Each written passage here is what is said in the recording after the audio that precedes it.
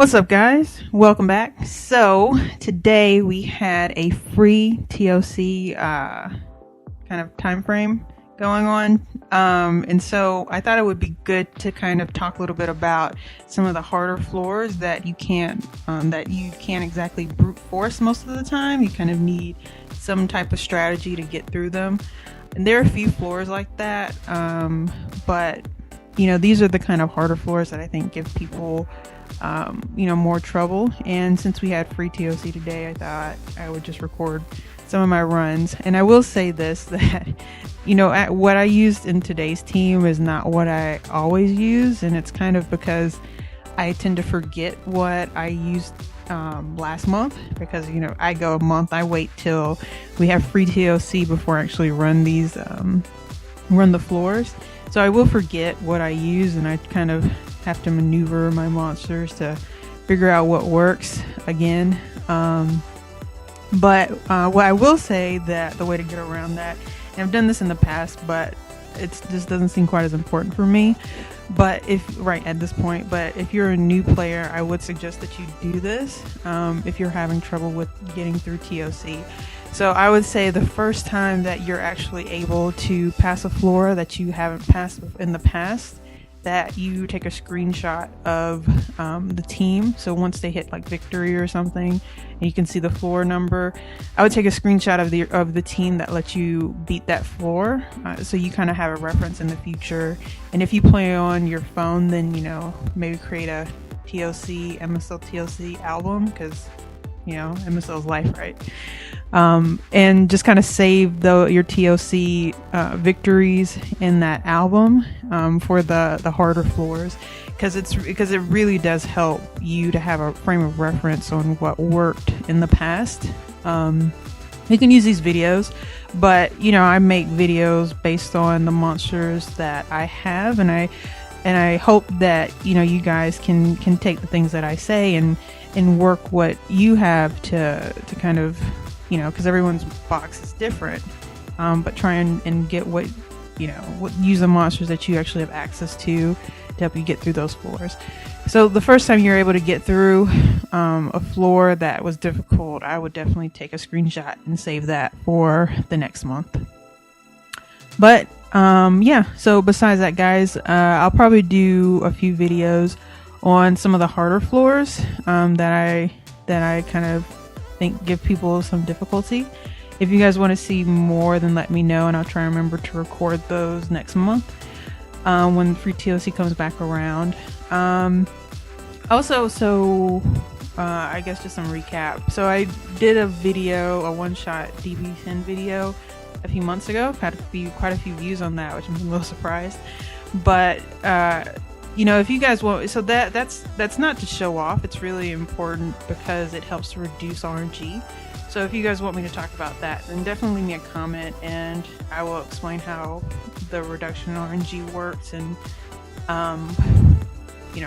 why that's a good point, a good place to be at. So let me know if you want me to talk about that one-shot video, run through it a little bit more.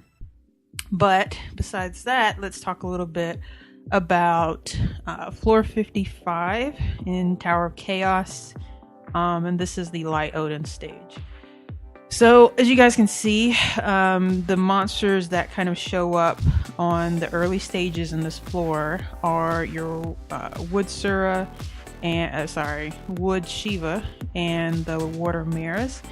And these are important because earlier on in the game, before we actually had the Light Rat-Eye, the primary sappers most people will have access to, the number one that everyone has access to is Water Miho.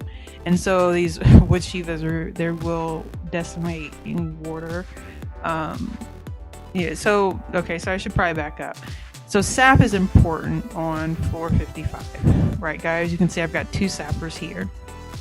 Sap is important, and that's because Light Odin is an aggressor type monster, and so you cannot just brute force damage her and win.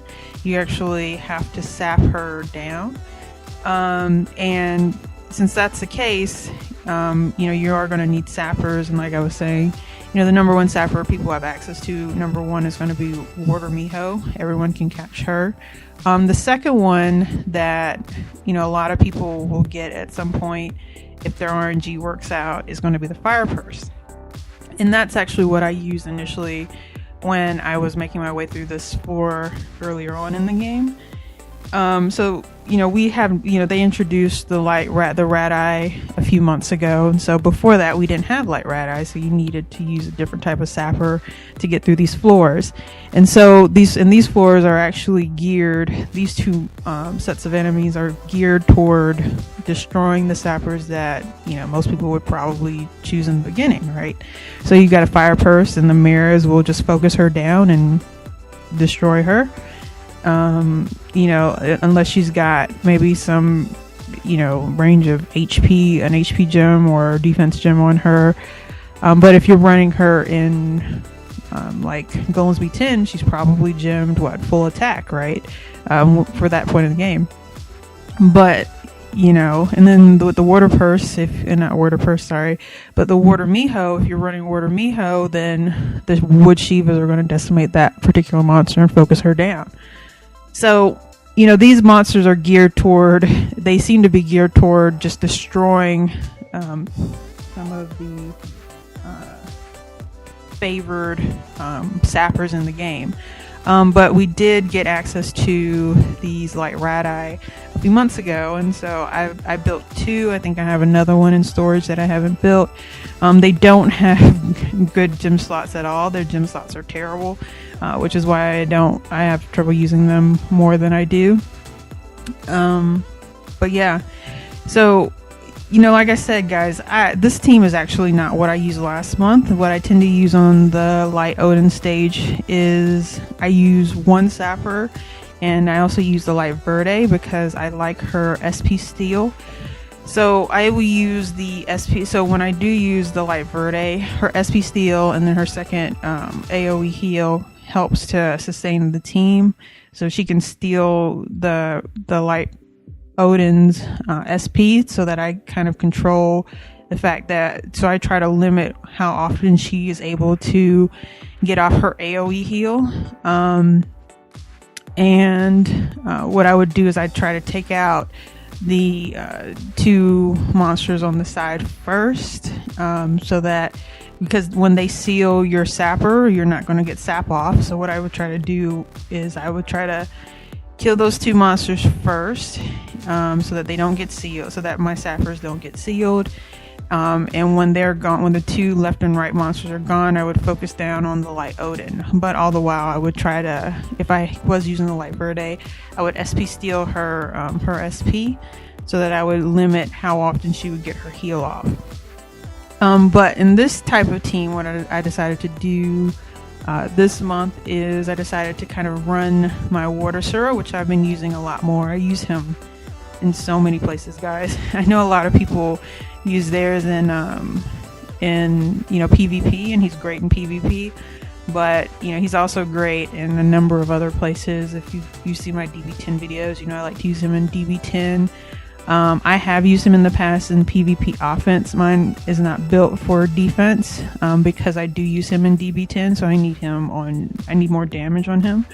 But I do also use him in a few floors on TOC because of his 2-turn stun. So if you haven't built a Water Sura yet, I would suggest you build him. He's really great monster to have. So what I decided to do this month, instead of having the Verde team, and I wish I had a video for that, maybe I'll do that next month if I remember, is I ran the Sura. So as you can see, the monsters here, none of them have a great leader skill. I never was able to get a Seer with the variant skill set, so I had to make up for something, and so I just went with the Sura. He's not the greatest leader, but he got the job done. And really, it's just to have a marginal leader skill, while I'm running through these floors. But instead of actually killing the two monsters on the side with this particular run, what I ended up doing was just stunning them and directly focusing down on the light Odin and just getting the sap off. So, you know, this is one strategy. If you've got 2 sappers and you can get to the light Odin with both of your sappers, you know, alive, and you've got a monster like the Dark Sierra, you could probably sub so you could consider subbing the Fire Siegfried for her, if you weren't able to get her. But now the water mirrors would kind of, you know, destroy him at some point, potentially, if he's not tanky enough. Which is why, you know, I'm not a huge fan of attackers, but that's a different conversation.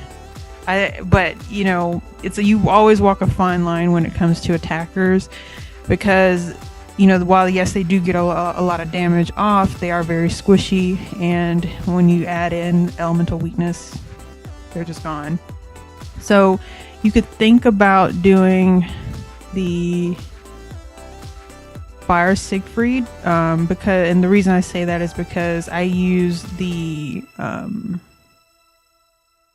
Sierra for her elemental edge. But I mean, if you have a monster who has like SP gain and like Predator or Hunter on their second skill, that can work too. So I think Dark Mona would be a monster like that. And there are a couple other ones, and they wouldn't have that elemental weakness. So yeah, something like Dark Mona would work. You don't need the Fire Sig. He actually would probably not be good unless you're trying to have him and a Fire Purse go together, and you're trying to keep your Fire Purse alive by trying to split that damage. But even then, it would be difficult. But yeah, so, you know, if you don't have the Dark Sierra, maybe think about something with with a SP gain, gemmed on a Siphon set, and with Predator, with either Elemental Edge, Predator, or Hunter skill, AoE Hunter skill on their like 5-star skill set. So yeah. And, you know, that's just to clear the waves. So here I have Stunner, 2 sappers, and a wave clear monster, and that's really all you need for this stage. And like I said, I just stun left and right and focus down on the light Odin once I get to that stage, and, you know, that's pretty much it. So yeah, guys, I don't think I really need to talk more about that. You know, that this is just a strategy that I use. Like I said, that there is another way I run this, and that is with SP Steel. But if that's something you guys are interested in seeing how it works, I'll have to do that next month, if I remember. So let me know if that's something that you guys want to see. But yeah, guys, so that's all for floor 55 of Tower of Chaos, the Light Odin stage. I hope you guys can kind of work your teams, you know, to get past this particular floor. Like I said, sap is really important because we've got an aggressor here, and you do need to incapacitate the 2 monsters on the side of her because they do have seal, and they can easily seal your sappers.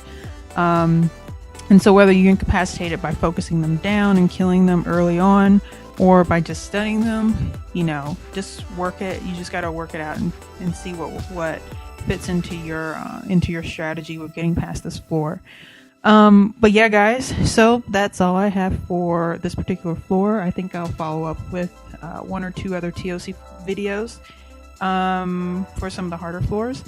And yeah, so thank you guys for watching, and sorry it takes me you know, some time to get videos out, but they do take some time to record, and don't always have the time or drive to do them.